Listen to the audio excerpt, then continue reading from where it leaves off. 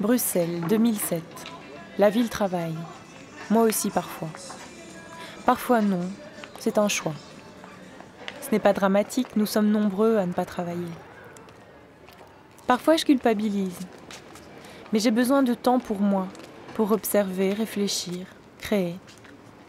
J'ai donc choisi un métier artistique. Aujourd'hui, j'ai décidé de faire un film sur le travail. À partir de mon expérience, c'est celle que je connais le mieux.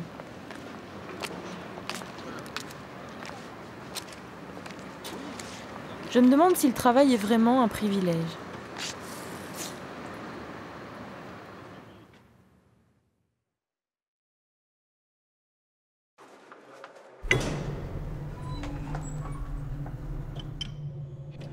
On le comprend vite, la première qualité requise pour un chômeur, c'est la patience. À l'Office national bruxellois de l'emploi, on apprend surtout à attendre. À 5 ans, un copain de classe me demande ce que fait mon père. Je lui réponds « chômeur ». Je ne sais pas bien ce que ça veut dire, mais ça sonne bien. Ça doit être prestigieux. En même temps, mes parents ont la bagnole la plus pourrie du quartier. Une Ami 8 d'occasion. La honte, quoi. Chômeur, ça doit pas être si classe.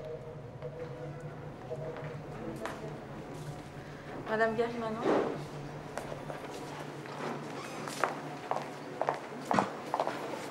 En fait, ce qu'on va faire lors de cet entretien aujourd'hui, on va faire deux choses. On va d'abord revoir votre dossier pour voir s'il est toujours bien à jour. Puis après, je vais vous présenter notre service, qui est le service d'accompagnement et de contrat de projet professionnel. Alors, vous êtes toujours de nationalité française? Oui. Ok. Alors, vous, votre projet professionnel, c'est continuer dans le cinéma comme réalisatrice? Oui, la télévision, le cinéma, oui. Donc ça, c'est par rapport à votre objectif professionnel proprement dit. Donc maintenant, je vous ai un petit peu cerné, je sais ce que vous avez envie de faire, je sais un petit peu qui vous êtes. Ok. C'est pas vrai, je suis tombée sur une extra lucide.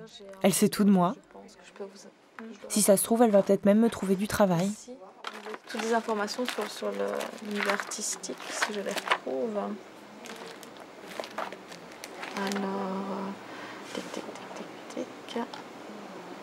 Artiste. Ce sont mes artistes.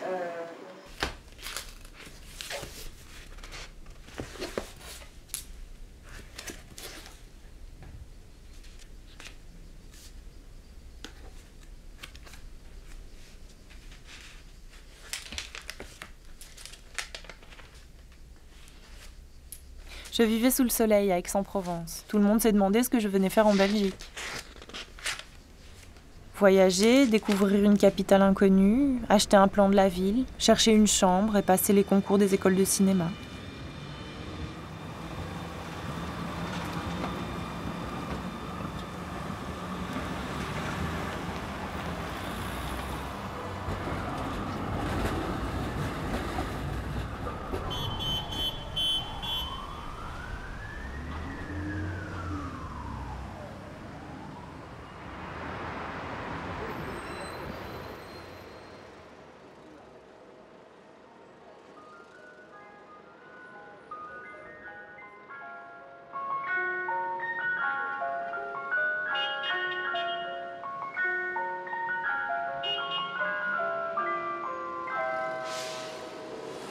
Je disais il y a un instant que la réussite de l'épreuve d'admission, c'était la réussite d'une première étape.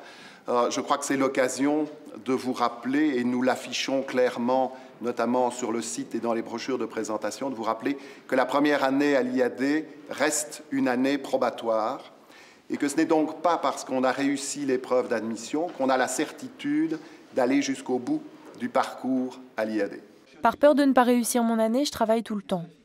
Je deviens boulimique de boulot. Une angoisse qui me rend hyper perfectionniste m'interdit de m'arrêter. En fait, je suis terrorisée. La compétition est rude et le rêve immense. Il ne tolère pas le moindre faux pas. Mais tous les possibles sont là.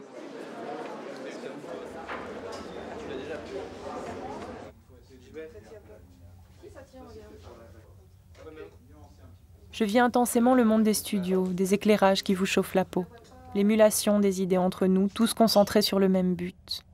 Les regards inquiets des comédiens après la prise, les tensions, l'action.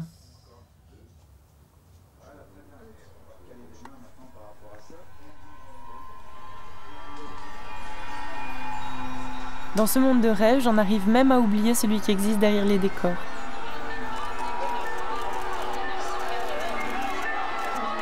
Ça y est, j'ai mon diplôme. Je me vois déjà comme une graine de lui, d'elle, de lui. Je m'imagine déjà diriger lui, ou elle, partir avec lui, et puis rompre.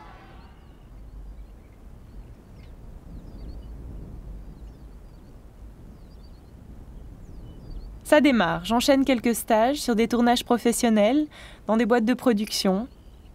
Enfin du vrai travail, en prise avec le réel.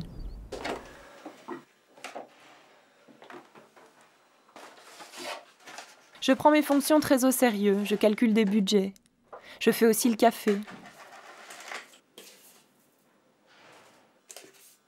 Je finis par coller des timbres sur les 200 invitations au mariage du boss, auxquelles je ne suis bien sûr pas invitée.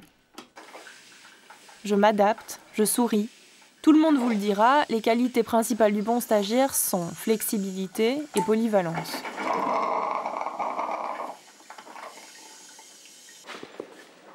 Mais ça ne tient pas, je me sens inutile, écrasée, nulle. Quel intérêt? Pourquoi je travaille? Pour le fric?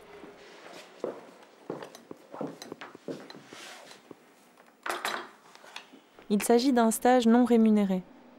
Il paraît que c'est normal, que je dois commencer par ça, qu'il faut accepter cette situation. Aujourd'hui, les jeunes acceptent des stages non rémunérés au début de leur carrière. Cette pratique est devenue la norme.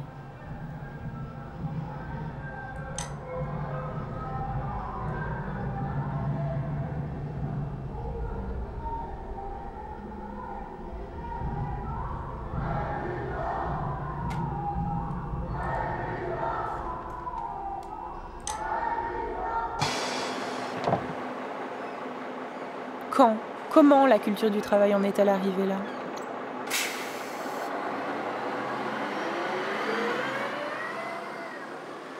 J'en parle avec une amie, Marie-Paul.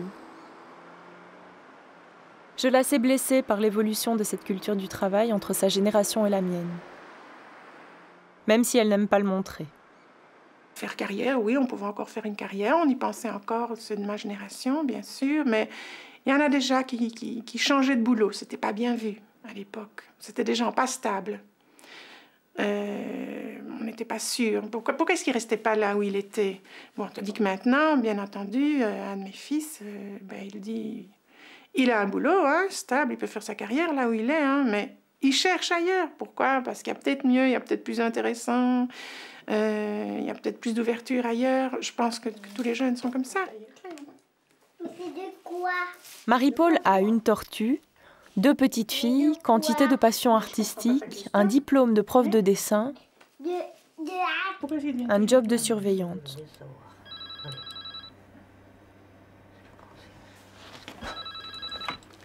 Allô, École 75, bonjour.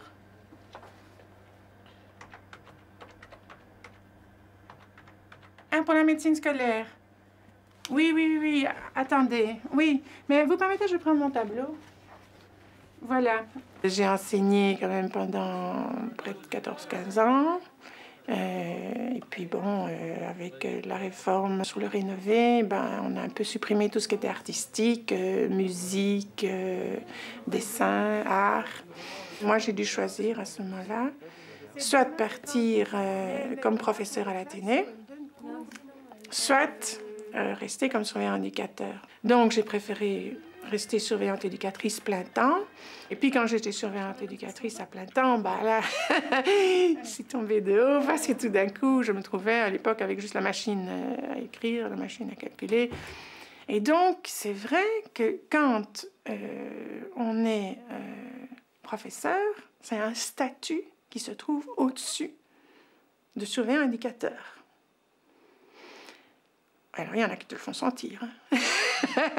Et c'est vrai que pour moi, au départ, c'était un peu difficile. C'est ce qui me touche le plus chez elle, cette lutte intérieure, ce conflit entre ses aspirations et son quotidien. Difficile d'accepter que nos rêves artistiques ne nous mènent pas forcément là où on le voulait. Bonjour. J'ai fermé la porte du stage et n'y suis plus jamais retournée. Atteindre mes objectifs n'allait pas être aussi simple que ça. Qu'étais-je prête à endurer pour réaliser mon rêve ?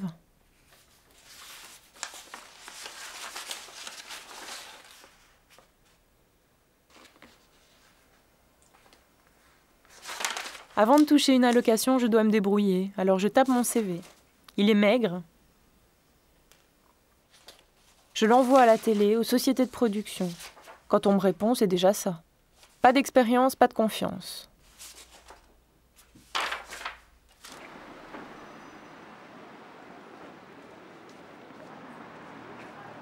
Je tente aussi ma chance dans les cafés, les snacks, les supermarchés où travaillent mes copines.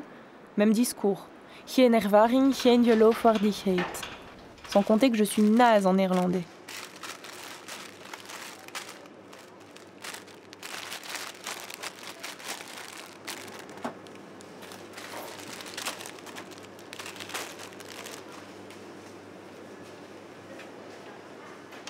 Je m'habille aux puces. Avec Nico, on parie à qui préparera le meilleur repas à moins de 1 €. C'est moi qui gagne, avec mes nouilles sous plastique.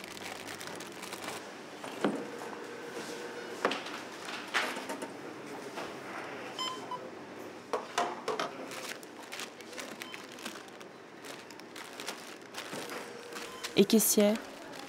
Pourquoi pas ?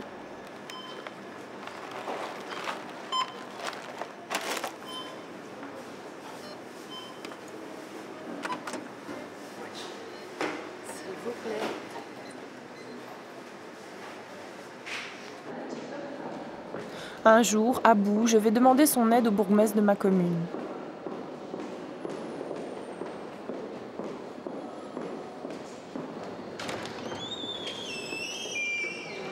Le premier effet bourgmestre, c'est le CPAS, le Centre public d'aide sociale.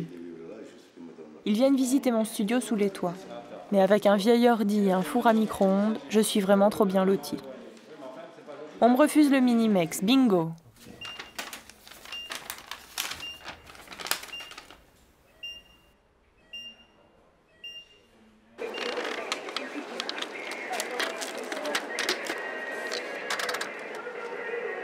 J'accepte donc la première offre d'emploi que me propose l'Orbem. J'ai de la chance, ça a l'air dans mes cordes. Au concret, je me retrouve à la chaîne dans un labo avec 6 ou 7 femmes tristes. La chef décide de mes gestes, de mes heures de pause. Elle ne sourit jamais. On peut la comprendre, ça fait 20 ans qu'elle est là. Elle me trouve à la fois trop lente et trop peu sociable. Normal, à force de respirer toute la journée des produits toxiques en subissant une radio de merde.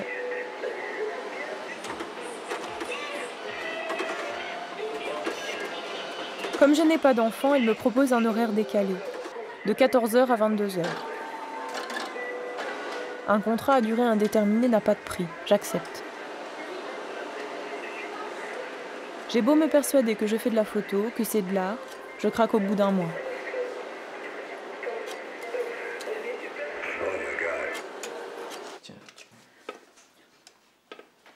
Mes potes Fred et Jérôme, étudiants en sociaux, enchaînent les petits boulots pour financer leurs études.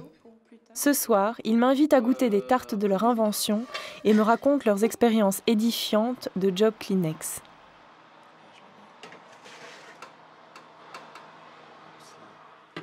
Dans une salle avec 50 personnes. Déjà, les 50 personnes parlent constamment, tout le temps. Donc, tu as l'impression que tu es à la guerre du Midi en permanence.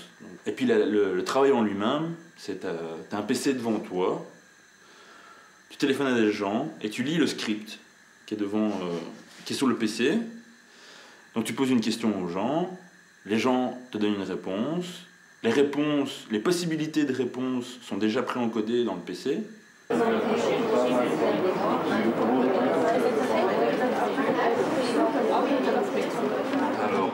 bonjour docteur, mon nom est Linda de Dedicated Research, une agence indépendante d'études de marché.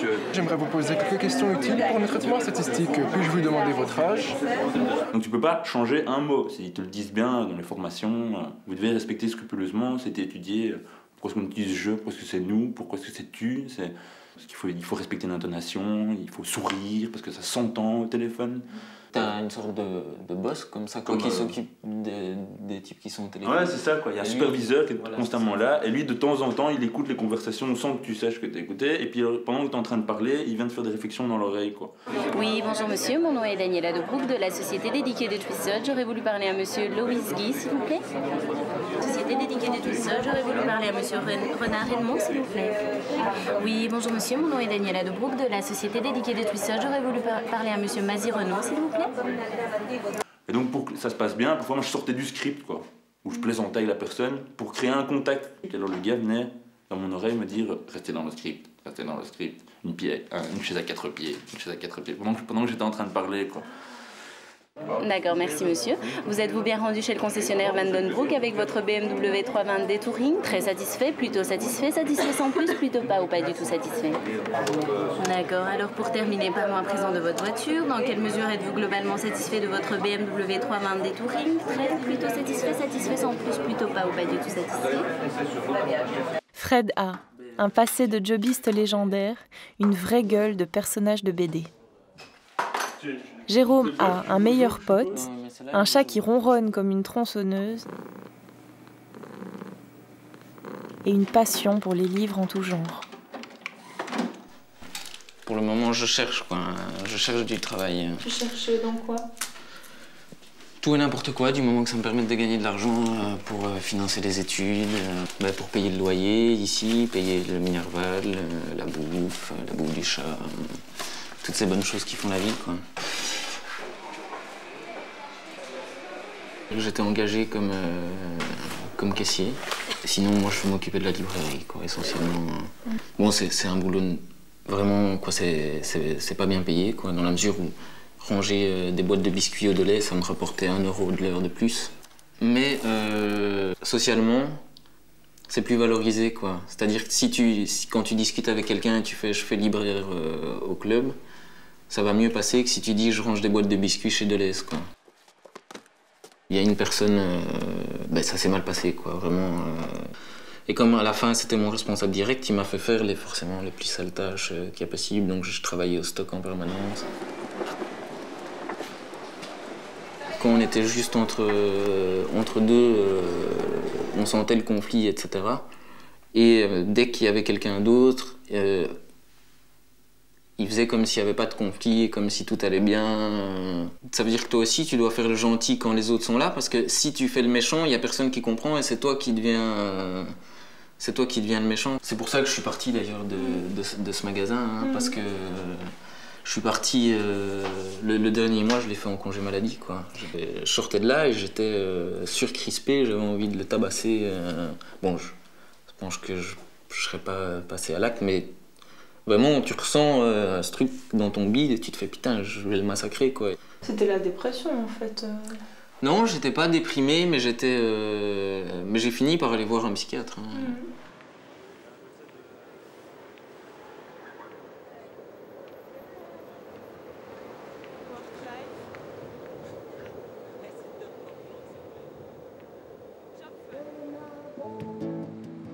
Ne sors pas du script, ne sois pas trop original et surtout, suis les ordres au mot. Deviens un bon petit soldat.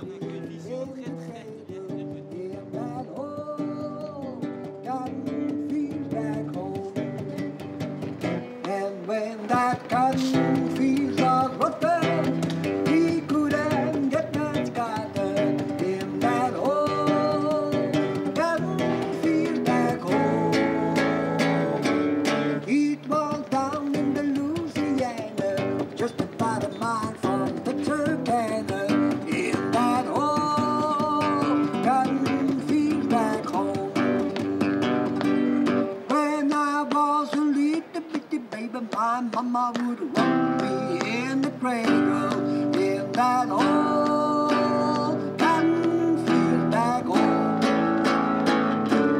It was down in Louisiana, just about a mile from démissionne du labo. Ai-je fait tant d'études pour galérer à ce point?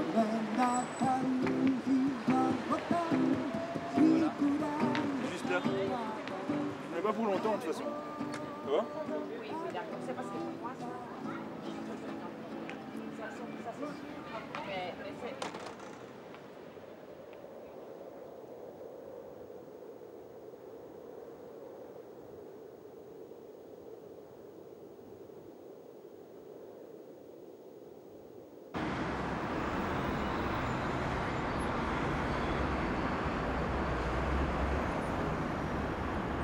Me voilà une fois de plus sans revenu. Et là, second effet bourgmestre. Un courrier du ministère des Affaires économiques me propose un emploi.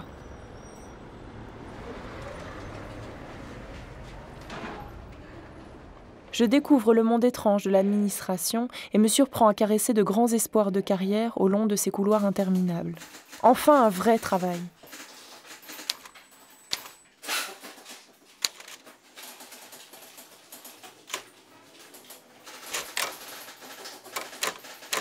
C'est ça la vie d'adulte? Perdre ses rêves? Dans un premier temps, je veux bien être une demi-adulte. Je demande donc un mi-temps.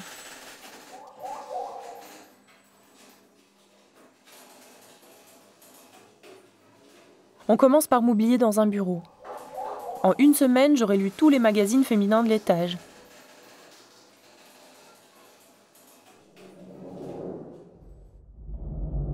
Au ministère, c'est tranquille. Il suffit de quelques antidépresseurs pour flotter dans l'univers ouaté des couloirs de l'administration. Finalement, la chance me sourit. Le directeur général a entendu que son ministère dispose d'une aspirante réalisatrice et il crée, tout spécialement pour moi, une cellule de production de films interministère. Me voilà désormais chargée d'écrire, réaliser et produire les films pour le ministère.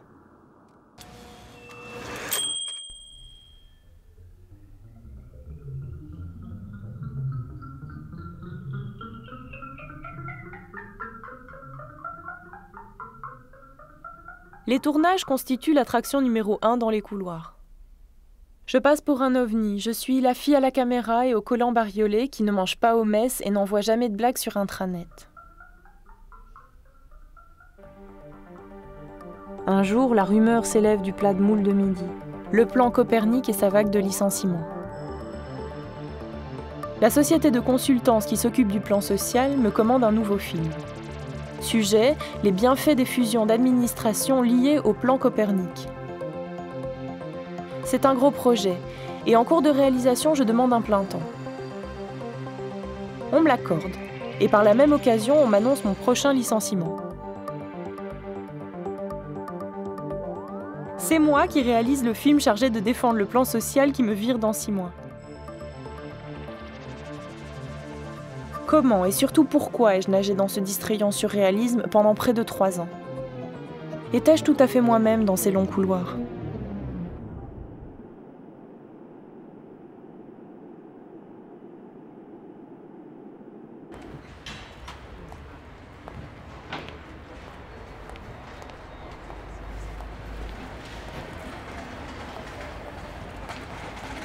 Cette période de chômage tombe pas mal. Elle me laisse le temps de refaire le point. Et pourtant, c'est si facile de se lever tard, de se sentir inutile, de manquer d'envie, d'énergie. Je me souviens du manque de motivation de mon père dans ces moments-là. Et si je commençais moi aussi à douter de mes capacités, à me perdre? J'en discute avec Marcel, un ami chômeur de longue durée. Si ça pouvait m'aider à apaiser mon angoisse. Ça a peut-être pas toujours été si évident d'être au chômage comme ça, de longue durée. Ben c'est qu'en fait, pour moi, la question principale, c'est la question du revenu. Hein. Je veux dire par là que je pense que j'entretiens relativement suffisamment de relations sociales et d'activités sociales que pour ne pas me sentir un peu tout seul ou des trucs comme ça. Donc ça, cet aspect-là des choses occupe pas mal de mes préoccupations, en l'occurrence à savoir comment, malgré tout, parvenir à remplir sa vie de manière relativement satisfaisante tout en ne dépensant pas trop. Comment tu fais alors pour acheter des bouquins, acheter des DVD? Mais par exemple, les bouquins, je pense que il y a très longtemps que j'ai plus acheté de bouquins neufs. Très très rare. La plupart des bouquins, c'est chez les bouquinistes.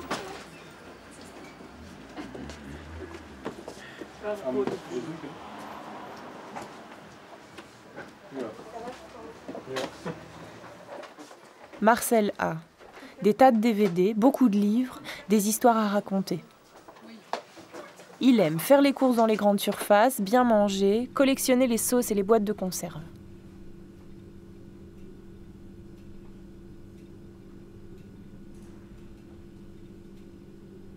Son frigo me rappelle celui de mon père et sa recherche effrénée de nouveautés sous vide, ce besoin de tout acquérir pour ne pas manquer, la course angoissante à ce qui vous remplit. Curieux rapport à la consommation dans un monde où il y a tant de tout mais si peu pour soi.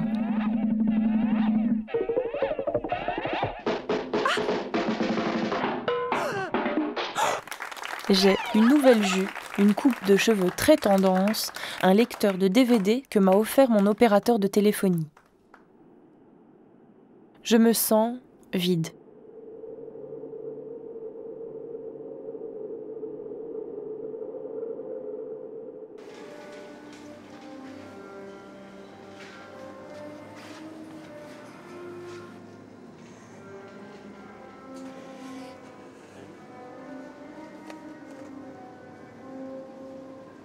On m'avait envoyé une offre d'emploi que je me suis donc présenté, que la personne qui m'a reçu m'a expliqué quel type de boulot il fallait faire, mais aussi m'a présenté ça avec un horaire qui pour moi était difficile à l'époque. Avoir des horaires du soir parfois décalés, mais apparemment sans le savoir à l'avance. J'ai posé la question, est-ce que je le saurais à l'avance? On m'a dit non, écoutez, c'est un peu comme ça comme les choses viennent. Or, à ce moment-là, j'avais une charge de gosse, donc j'avais un gosse à charge plutôt. Bon, je suis parti, on m'a dit oui, donc d'accord, ok. Et puis apparemment, l'employeur a envoyé une note à l'ONEM disant que j'avais refusé le boulot, etc. Et l'ONEM m'a convoqué une fois, deux fois d'ailleurs. La première interview, j'ai dit que je pouvais bien accepter des horaires, etc., mais à condition qu'ils soient prévus suffisamment à l'avance et autres. Pour des raisons de garde-gosse. Et puis dans la deuxième interview, le type m'a posé la question dans le sens inverse, c'est-à-dire il m'a dit donc ça veut dire que vous refusez des boulots qui sont hors les horaires que vous dites. Et j'ai dit évidemment de manière conséquente oui. Et ça il faut pas dire. Il faut pas dire qu'on refuse. Ce qu'on m'a fait comme sanction, c'est sous prétexte que je n'avais pas, paraît-il, déclaré le fait que j'avais un gosse quand je me suis inscrit, ou j'avais garde de gosse quand je me suis inscrit. On m'a dit que j'avais fait une fausse déclaration à l'inscription et que donc on me demandait de rembourser les allocations de chômage que j'avais perçues depuis le moment où je m'étais inscrit au chômage. Et c'est ça que j'ai dû rembourser depuis maintenant une dizaine d'années, quoi.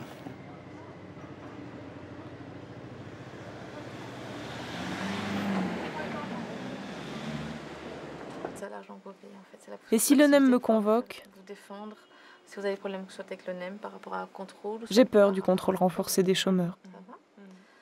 Alors le contrôle de l'ONEM depuis 2004, en fait, ce qui se passe, c'est qu'il y a un suivi qui se fait. Si la rencontre est positive, donc on peut dire que le premier entretien est positif, on va mettre OK. Par contre, si l'entretien n'est pas positif, s'ils ne sont pas satisfaits des réponses du demandeur d'emploi, qu'est-ce qu'ils font? Ils font signer ce qu'on appelle un contrat ONEM. Okay. Si par contre la personne n'a pas respecté ce contrat, il y a un deuxième contrat qui est signé, avec de nouveau des choses en plus à faire, mais il y a déjà une sanction à la clé. Une sanction, c'est quoi? Ça peut être une diminution des allocations de chômage, voire même la suppression, et cela pendant 4 mois, de nouveau. Okay. Le temps qu'ils revoient lors d'un troisième entretien pour vérifier que ce deuxième contrat a bien été respecté. Allez, au boulot, à n'importe quel prix. On nous avait dit il y aura de l'emploi pour tous, mais qui peut encore y croire? L'Orbem nous invite à des stages de formation. L'ONEM nous incite à accepter histoire de diminuer le taux de chômage, ne serait-ce qu'un temps. Mais de quelle formation, de quels emplois s'agit-il ?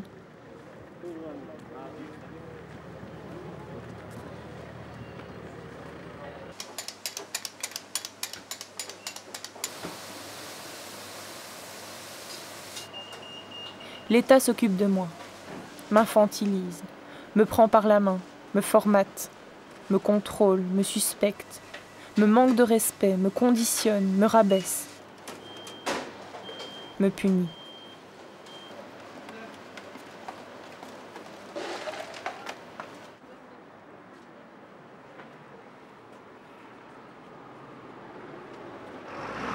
On me martèle que je suis responsable de ma personne, de mon niveau d'études, de mon travail, de ma condition, de ma consommation. Suis-je obligée pour autant d'accepter n'importe quoi ? Le droit de choisir son travail, n'est-ce pas une condition fondamentale du bien-être ?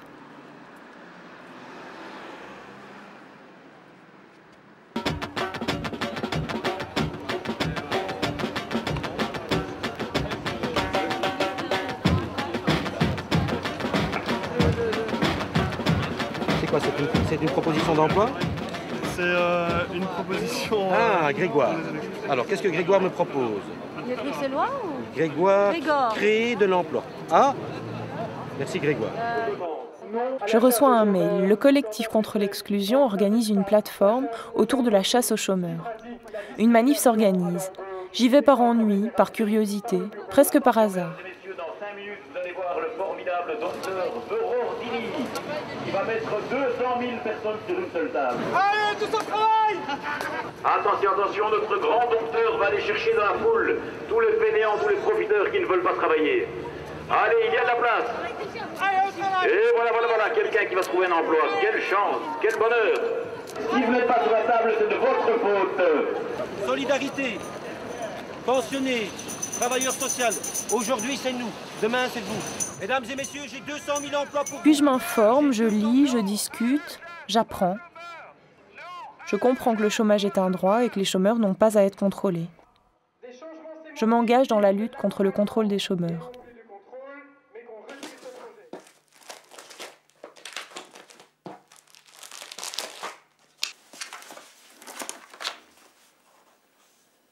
Comment peut-on ne pas être militant ?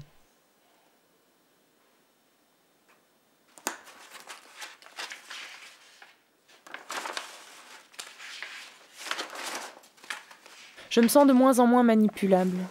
Qu'on cesse de me mentir, de me parler de travail pour tous. Je me doute bien que le système libéral a besoin d'un minimum de chômage. N'est-ce pas l'outil nécessaire au nivellement vers le bas des salaires et des conditions sociales ?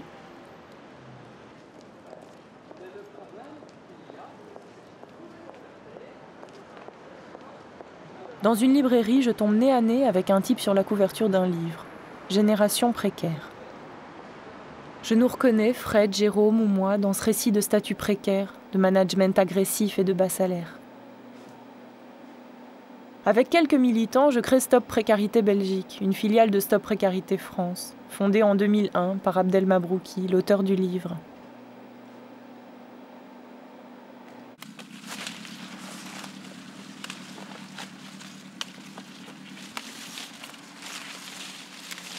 À nouveau, j'existe.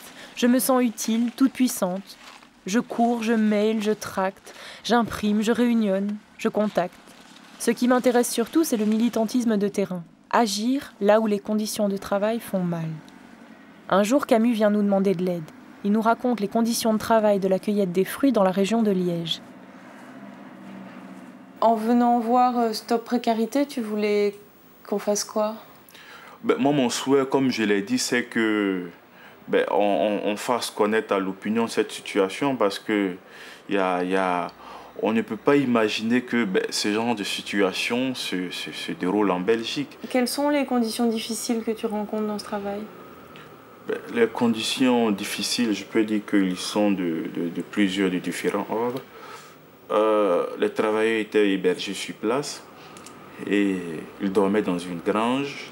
La nuit, la porte de la grange était fermée, était cadenassée. Et là, j'ai franchement eu peur parce que je me suis dit, ben, écoute, s'il y avait un problème d'incendie, ben, qu'est-ce qu'on allait faire dans ces cas? Il y a un second élément qu'il convient de relever aussi, à savoir le manque de respect des employeurs. Et surtout qu'il y a eu souvent des patrons qui ont porté main à des ouvriers. Je pense que la violence verbale, elle existe déjà. Bon, la violence physique, c'est quelquefois, mais on ne sait pas si rien n'est fait, qu'est-ce qui peut arriver un jour. Les candidats réfugiés qui étaient des détenteurs d'une carte d'identité orange percevaient 5,20 € de l'heure. Ceux qui ont vu leur demande d'asile rejetée, donc qui disposaient d'une annexe 26 bis, alors percevaient 4,20 € de l'heure. Et maintenant, bon, ceux qui n'avaient rien du tout, c'est-à-dire ceux qui n'avaient même pas introduit une demande d'asile, percevaient moins que 4,20 €. Vous aviez des contrats? Non. Est-ce que tu crois que d'autres personnes que les gens qui travaillent là voudraient bien faire ces métiers? Ça, c'est une question difficile parce que... Difficile, mais enfin, moi, je constate que ces personnes qui sont là, ben, sont celles qui sont là. Ça fait 4 années que je travaille et c'est toujours plus ou moins ces mêmes visages ou ces personnes de la même origine que j'ai rencontrées.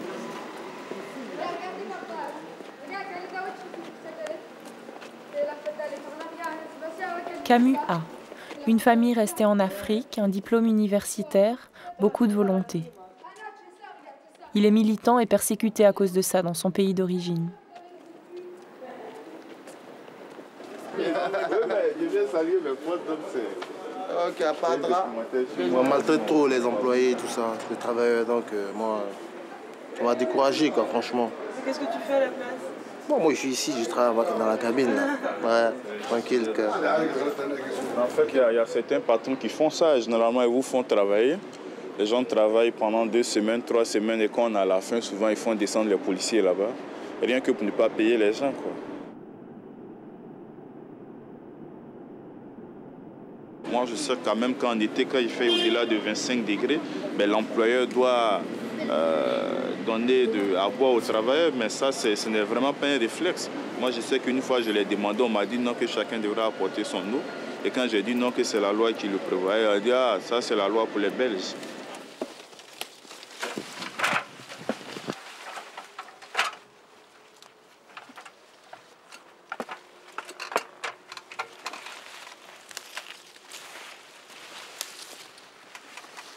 Nous commençons à travailler sur une campagne de sensibilisation. Mais les mois passent sans que nous arrivions à la mettre en œuvre. L'extrême précarité de ces travailleurs réclame les plus grandes précautions. Ils sont rares à se permettre de témoigner. Mon militantisme en herbe rencontre les limites que posent ces situations fragiles. Stop Précarité se désorganise peu à peu. Ces militants doivent travailler pour gagner leur vie. Paradoxe.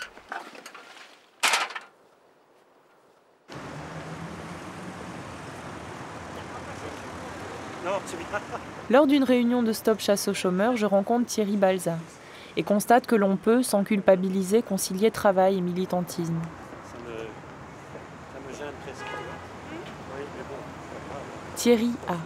Un authentique costume de super chômeur, un fils de 10 ans, un travail qui n'est pas reconnu comme un emploi.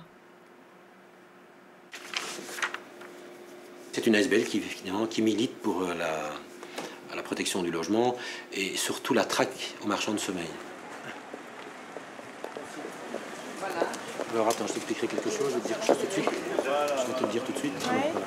Le monsieur qui vient juste d'arriver derrière nous, retourne-toi, qui est à côté de Liliane, tu le vois plus?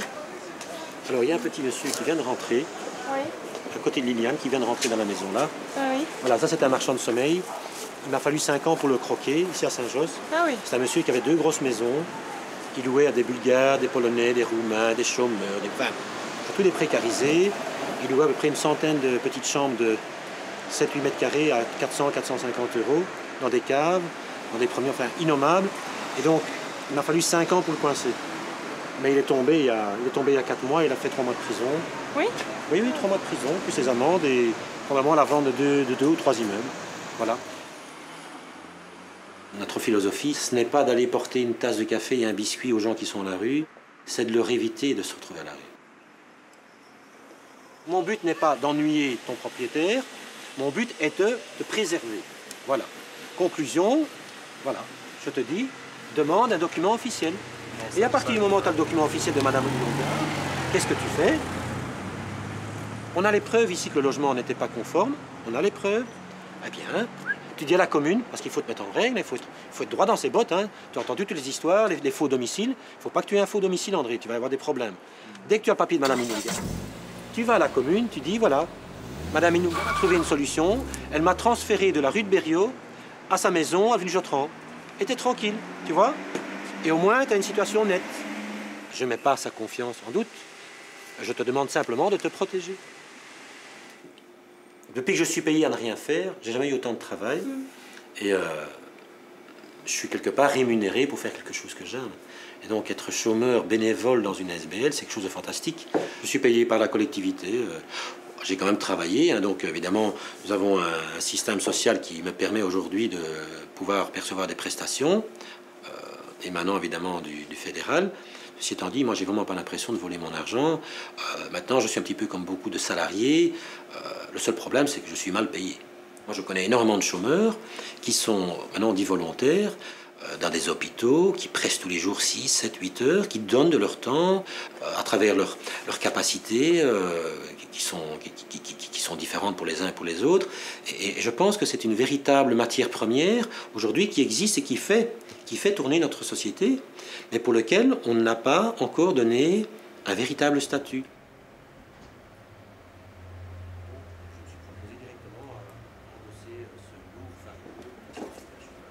Et comment toi tu t'es retrouvé au chômage en fait? Ben écoute, en réalité c'est une bête histoire, comme il en existe malheureusement des centaines et des centaines. Je travaillais dans le secteur bancaire pendant des années, et puis bon, restructuration, ma boîte a fermé, donc je me suis retrouvé voilà, sur les bancs des accusés.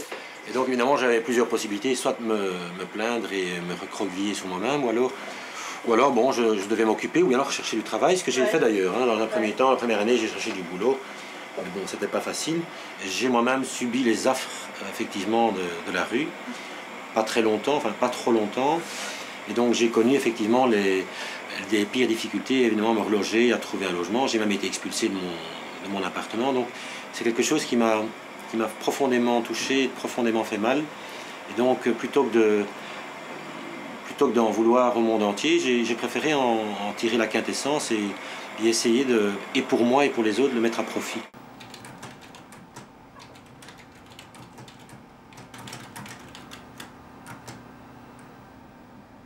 Pour moi aussi, c'est le moment de mettre à profit mon expérience, de rebondir. En 10 ans, j'ai fait du chemin depuis Aix. Mais qu'est-ce que j'ai fait de mes aspirations artistiques ?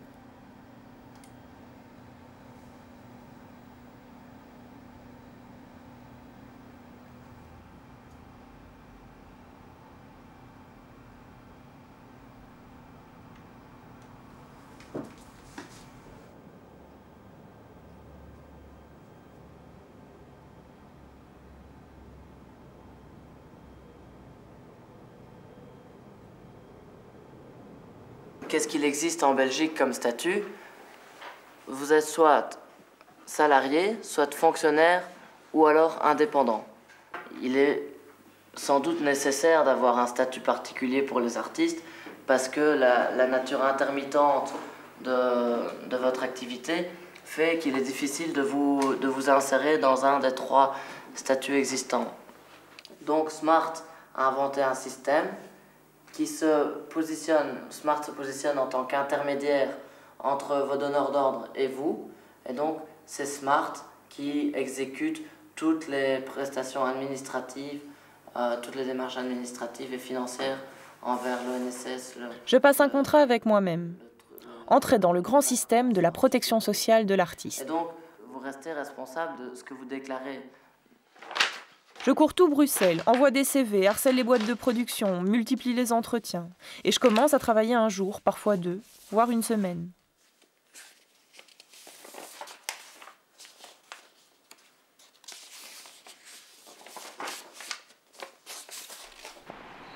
En un an, je finis par décrocher le statut d'artiste, grâce auquel le chômage est reconduit d'année en année, ce qui me permet de souffler un peu. Et voilà soudain que la télé me propose un contrat de 6 mois. L'aubaine.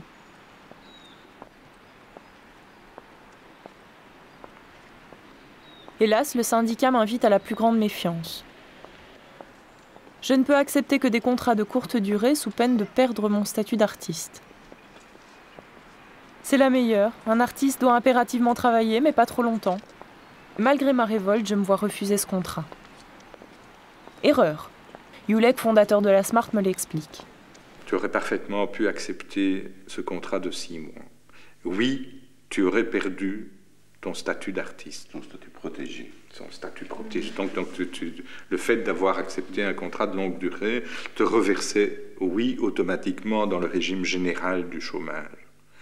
Et ça n'est pas grave.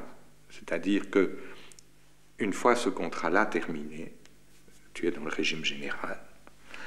Un contrat artistique de courte durée te remet automatiquement dans le régime protégé.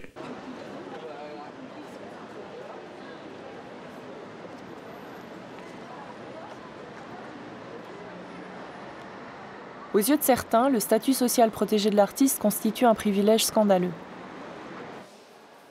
Oui, mais l'allocation de chômage ne permet ni resto, ni week-end à la mer. Il offre juste un peu de confort entre les piges.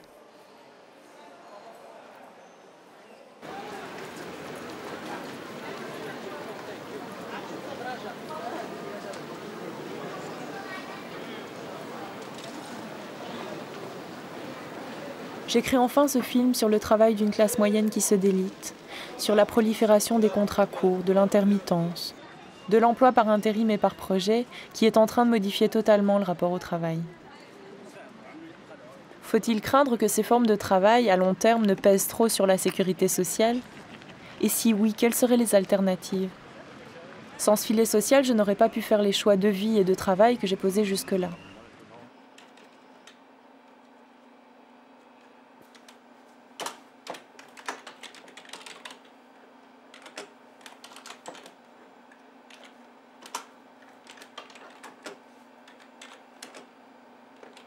Contre toute attente, je m'apprête à me commettre avec le grand système libéral. Le film devient mon entreprise, mon produit, à vanter, à défendre, à vendre. Je cherche un producteur qui s'occupe de son financement. Mais très vite, les investisseurs me conseillent de modérer mon vocabulaire et mes élans.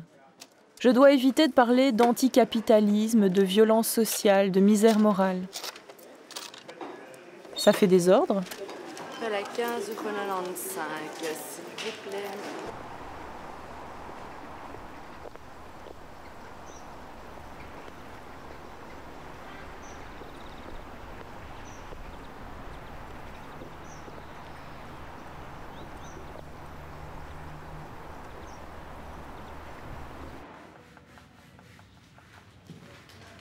Moi, ce serait ma première non-rentrée depuis... ça va faire 38 ans. Pourquoi tu ne rentres pas Parce que je serai pensionnée. J'ai terminé mon service. Alors, maintenant, c'est un autre genre de travail. Parce que moi, j'estime que le travail n'est pas spécialement lié à un revenu, ni lié à quelque chose d'ennuyeux. Pour moi, le travail, c'est produire. Donc, on peut produire des tas de choses pour s'amuser, en s'amusant aussi. Il n'y a aucun boulot. Moi, j'allais spécialement avec le pied léger, quoi. Enfin, en tout cas, sur la nature du travail, non, ça c'est clair, quoi. Le seul truc qui pouvait... C'était des gens que je trouvais sympathiques ou d'autres étudiants qui travaillaient avec moi, avec qui je m'entendais bien. Mais sinon, tous les travaux que j'ai faits, je les aimais pas. Je sais là où je vais pas aller travailler, mais je sais pas spécialement où je dois chercher du travail, quoi.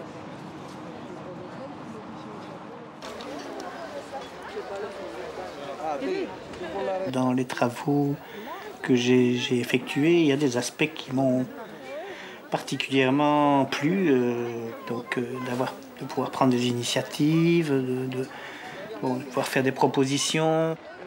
Quand je postule éventuellement à l'un ou l'autre place, c'est en partie ce genre de truc que j'attends pouvoir faire. Je rêve d'une société qui permette de libérer, comme on dit, les potentialités que les gens peuvent avoir et qu'elle le fasse de manière relativement égale, je dirais, dans l'ensemble du monde.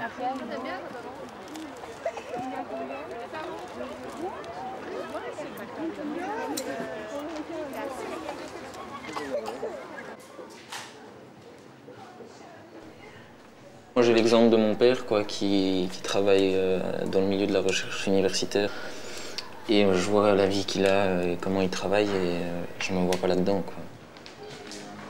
Il fait ses 75 heures par semaine facile. Et des gens que je connais, c'est une des rares personnes qui fait vraiment... il fait ce qu'il aime quoi, quelque part, mais tu peux pas faire que quelque chose. Tu as d'autres choses, surtout quand tu as des gosses, des enfants, une compagne, etc. Passer tout ton temps dans ton travail, c'est pas sain aussi, quoi.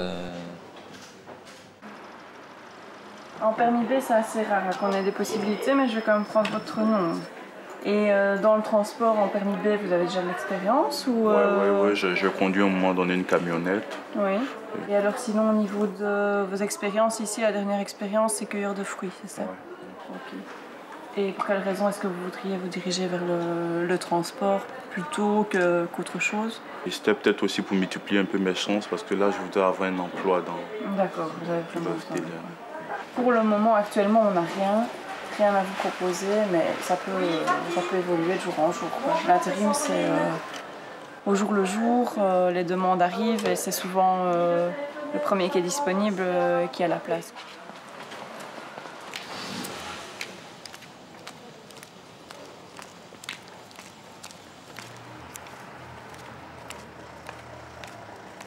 Camus, Marie-Paul, Jérôme, Thierry, Marcel et Fred sont des rencontres singulières, encore enrichies par ce film. Je me retrouve dans leur regard sur le travail, dans ce refus d'abdiquer.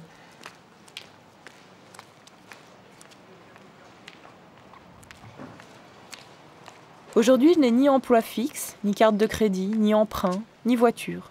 Je ne sais pas où je travaillerai demain. Mais je me plais à croire que j'ai choisi cette alternative pour garder une part de liberté.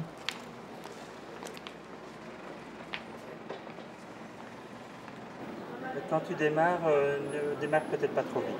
Voilà. Après, tu peux accélérer. On y va. Je continue d'avancer dans mon travail, que j'ai eu la chance de choisir.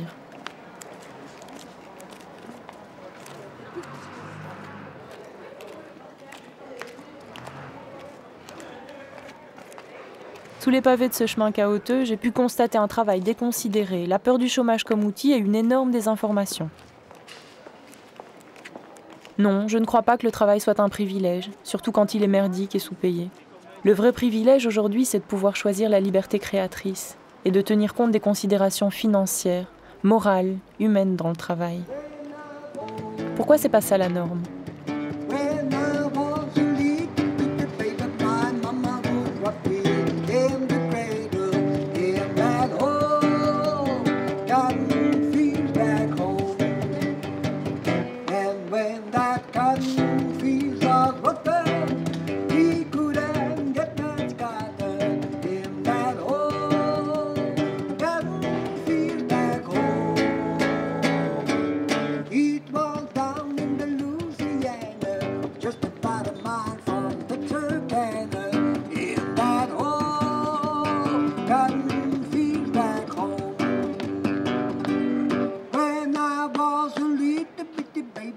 Mama would rock me in the cradle in that old cotton field back home.